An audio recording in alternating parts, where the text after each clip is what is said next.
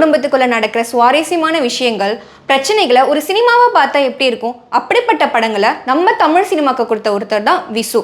எப்படி கிரேசி மோகன் அவர் எல்லார் படத்திலுமே ஜானகின்ற பேரை யூஸ் பண்ணியிருப்பாரோ, எப்படி இந்த காலத்து இயக்குனரான பிரதீப் ரங்கநாதன் அவர் எல்லா படத்திலும் நிக்கிதான்ற பேரை யூஸ் பண்ணியிருப்பாரோ, எப்படி ஆர்விக் ரவிச்சந்திரன் அவர் எல்லார் படத்திலும் ரம்யான்ற பேரை யூஸ் பண்ணியிருப்பாரோ, விசுவும் அவர் எல்லார் படத்திலுமே உமான்ற பேரை யூஸ் பண்ணியிருப்பாரு. அப்படி உமான்ற பேரை யூஸ் பண்றதுக்கு என்ன காரணம்? எப்படி விசு சினிமாக்குள்ள வந்தாரு? பன்முகத்தன்மை கொண்ட விசு சிறு வயதுல மேடை நாடகம் வழியா சினிமாக்கு கதையாசிரியராக அறிமுகமாகி பின்பு இயக்குனராகவும் மாறி நடிக்கவும் செய்கிறாரு. இதெல்லாம் இந்த வீடியோக்குள்ள பார்க்கலாம். அதுக்கெல்லாம் முன்னாடி நீங்க நம்ம சேனலுக்கு ஃபர்ஸ்ட் டைம் வரீங்கன்னா மறக்காம சப்ஸ்கிரைப் பண்ணி பெல் ஐக்கானையும் கிளிக் பண்ணிடுங்க. அப்போதான் நாங்க போற வீடியோஸ் உங்களுக்கு நோட்டிஃபிகேஷனா வந்து சேரும்.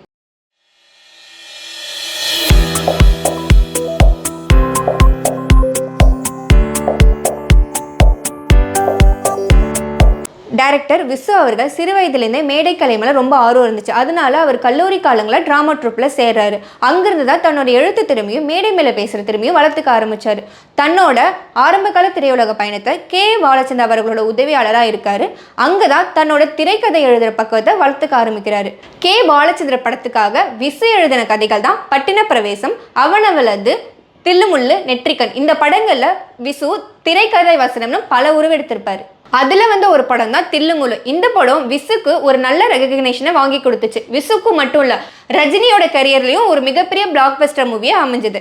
இந்த மூவி 1979 ரிலீஸ் ஆன கோல்மால் படத்தோட ரீமேக் தான் தில்லுமுள்ளு.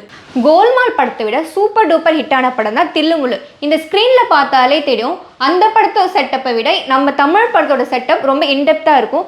இந்த மூவியில் ஸ்க்ரீன் பிளே சூப்பராக பண்ணியிருப்பாங்க. அண்ட் ரஜினியோட ஆக்டிங்கும் வேறு லெவலில் ஒர்க் அவுட் ஆகிருக்கும். விசு இயக்கத்தில் வந்த முதல் படம் தான் கண்மணி பூங்கா. இதை தொடர்ந்து மணல் கயிறு படத்தை இயக்குறாரு. இந்த படத்தில் எஸ்வி சேகர் போடுற 8 கண்டிஷன், அவருக்கு பொய் சொல்லி கல்யாணம் பண்ணி வைக்கிற விசு. இந்த மணல் கயிறு படம் விசு டைரக்ஷன் ஜேர்னில ஒரு பிரேக் த்ரூ படமா அமையுது. ஏண்டா கிட்டுமணி, நீ ஏதோ 8 கண்டிஷன் சொன்னீங்க. என்ன 8 கண்டிஷன் சொல்லு, ஒன்னு கேட்கிறேன்.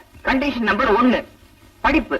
நான் பிஎஸ்சி தெரியும், அதனால வரப்போற பொண்ணு பிஎஸ்சிக்கு கீழே தான் படிச்சிருக்கணும். அந்த டைம்ல தான் ஏவிஎம் சரவணனை மீட் பண்றாரு. அப்பதான் கேட்கிறாரு, ஏன் நம்ம 2 பேரும் சேர்ந்து ஒரு படம் பண்ணக்கூடாதுன்னு. அதுக்கு ஏவிஎம் சரவணன் சொல்றாரு, இப்ப நிறைய படங்கள் போயிட்டு இருக்கு, நீங்க முதல்ல கதையை ரெடி பண்ணுங்க பார்க்கலாம்னு சொல்றாரு. இப்படி 3 வருஷம் ஓடிடுது. 3 வருஷம் கழிச்சு மீட் பண்றாங்க. அப்போ ஏவிஎம் சரவணன் கேட்கிறாரு, ஒரு நல்ல ஃபேமிலி சப்ஜெக்ட் வச்சிருந்தீங்களே என்ன ஆச்சுன்னு. அதுக்கு விசு சொல்றாரு, அந்த படம் வேற ஒருத்தவங்க ரிலீஸ் பண்ண படம், அது பெருசா போலன்னு சொல்றாரு. அதுக்கு ஏவிஎம் சரவணன் சொல்றாரு, அந்த வேலைக்காரி கேரக்டர் மனோரமா வச்சு பண்ண பவர்ஃபுல்லா இருக்கும் சொல்றாரு. அப்படி ரிலீஸ் ஆன படம் தான் 1986 ரிலீஸ் ஆன சம்சாரம் அது மின்சாரம்.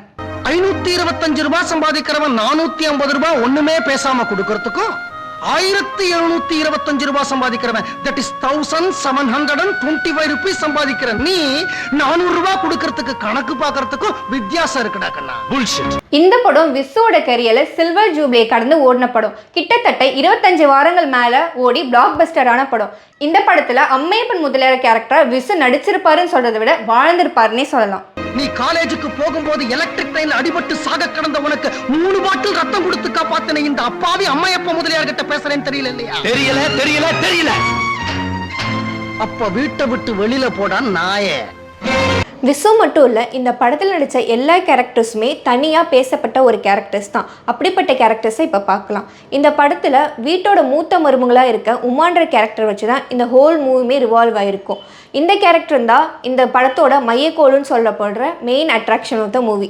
இந்த கேரக்டர் வச்சு தான் மற்ற எல்லா கேரக்டர்ஸுமே இந்த மூவியில் கனெக்ட் ஆகிருக்கும். எல்லாரும் எதிர்பார்த்த கிளைமேக்ஸை லக்ஷ்மியோட பவர்ஃபுல்லான டயலாக்ஸ் அண்ட் ஆக்டிங்கை சூப்பராக ஸ்கோர் பண்ணியிருப்பாங்க. ஒரு படம்னு இருந்தால் ஹீரோ இருப்பாங்க, வில்லன் இருப்பாங்க. ஆனால் இந்த படத்தில் யார் ஹீரோ யார் வில்லன் தெரியலையா? இந்த படத்தில் தன்னோட குடும்பம் தான் ஹீரோ, அதில் வர எமோஷன்ஸ் தான் வில்லன். இந்த படத்தில் இன்னொரு கேரக்டராக நடிச்சிருப்பார் ரகுவரன். அம்மையப்பனோட மூத்த மகனாக இந்த படத்தில் ரகுவரன் சூப்பராக ஆக்ட் பண்ணியிருப்பார். அந்த கேரக்டருக்கு என்ன தேவையோ அதை பர்ஃபெக்டாக பண்ணி கொடுத்துருப்பாரு. மிஸ்டர் அம்மையப்பன், உங்க ஓடுகாலி பொண்ணு கல்யாணத்துக்காக என் ஆபீஸ்ல இருந்து நான் கடனா வாங்கி கொடுத்த 18,000 ரூபாய் பணத்தை வட்டியோட எண்ணி கீழே வைங்க. அடுத்த நிமிஷமே உங்க வீட்டை விட்டு வெளியே போறேன். ஆல்பர்ட் பெர்னாண்டஸ் கேரக்டர்ல கிஷ்மு கொஞ்ச நேரத்துக்கு வந்தாலும் சூப்பரா ஸ்கோர் பண்ணியிருப்பாரு. போனா போகுதுன்னு பார்த்தா ஏறிக்கிட்டே போறீங்களே, அப்புறம் நான் வக்கீல தான் பார்க்க வேண்டியிருக்கும். என்னத்துக்கு டைவர்ஸ்? அவையாரியா ஓ வக்கீலு? டைவர்ஸ் சொல்றதுக்கு எங்க பொண்ணுக்கு நான் தான் வக்கீலு. நான் சொல்றேன், ஓ பையனே எங்க பொண்ணு டைவர்ஸ். கண்ணுமா கம்மனு கடை கண்ணம்மாவா மனோரமா பண்ண பெர்ஃபார்மன்ஸ் எந்த ஆக்டராலையுமே பண்ண முடியாது. அவங்க சொல்கிற கம்முனுக்கான டைலாக்லாம் இன்றைக்குமே இந்த ஜென்ரேஷன் பேசக்கூடிய ஒரு நடிப்பு தான். கண்ணம்மா கம்முனு கடை. எவ்வளவோ குடும்ப கதைகள் வந்தாலும் சம்சாரம் அது மின்சாரம் மாதிரியான ட்ராமா காமெடி கமர்ஷியல் மூவி இன்னைக்கு யாராலுமே எடுக்க முடியுது. ஏன் விசுனாலேயே சம்சாரம் அது மின்சாரம் மாதிரியான இன்னொரு படத்தை எடுக்க முடியலன்னு அவரே சொல்லியிருக்காரு. சம்சாரம் அது மின்சார movie national film award for best popular film providing wholesome entertainment. ஒரு தமிழ் படம் இந்த கேட்டகரியில் அவார்ட் வாங்குது இதான் ஃபர்ஸ்ட் டைம். 1992 விசு டைரக்ட் பண்ணி நடித்த படம் நீங்கள் நல்லா இருக்கணும். இந்த படம் இவருக்கு இன்னொரு நேஷனல் அவார்டு வாங்கி தருது, national film award for best film on other social issues. இந்த படம் லேட் சீஃப் மினிஸ்டர் ஜெயலலிதாவோட லாஸ்ட் ஆன் ஸ்க்ரீன் அப்பியரன்ஸாக இருந்துச்சு. விசுக்கு சினி இண்டஸ்ட்ரியில் ரஜினி கூட ஒரு நல்ல காம்பினேஷன் இருக்குன்னே சொல்லலாம். தில்லுமுருளில் ஸ்டார்ட் ஆன அவங்களோட நட்பு நெற்றிக்கண், நல்லவனுக்கு நல்லவன், மிஸ்டர் பாரத், மன்னன், உழைப்பாளி, அருணாச்சலம் இந்த மாதிரி படத்திலலாம் அவங்க சேர்ந்து நடிச்சிருப்பாங்க. 2001 ரிலீஸ் ஆன சிகாமணி ரமாமணி தான் இவர் டைரக்ட் பண்ணி ஸ்டோரி ரைட் பண்ண கடைசி படம். இவர் கடைசியாக நடித்த படம் 2016 ரிலீஸ் ஆன மணல் கயிறு 2. என்னதான் இந்த படத்தில் இவர் டைரக்ட் பண்ணலனாலும் மணல் கயிறு படத்தோட சீக்வல் தான் இந்த படம். நான் வீடியோட ஸ்டார்டிங்கில் சொன்ன மாதிரி விசு ஏன் உமான்ற கேரக்டரை அவர் எல்லா படத்துலையும் யூஸ் பண்ணியிருக்காங்கிறத இப்போ பார்ப்போம். இவர் ஆரம்ப காலகட்டத்தில் ட்ராவல் ஏஜென்சியில் வேலை செஞ்சுட்டு இருந்தார். அப்போது ஸ்ரீலங்காவுக்கு ஒரு ட்ரிப் போகிறாரு. அந்த சமயத்தில் விசு ஒரு மூலையில் உட்காந்து ஒரு கதை எழுதிட்டு இருக்காங்க.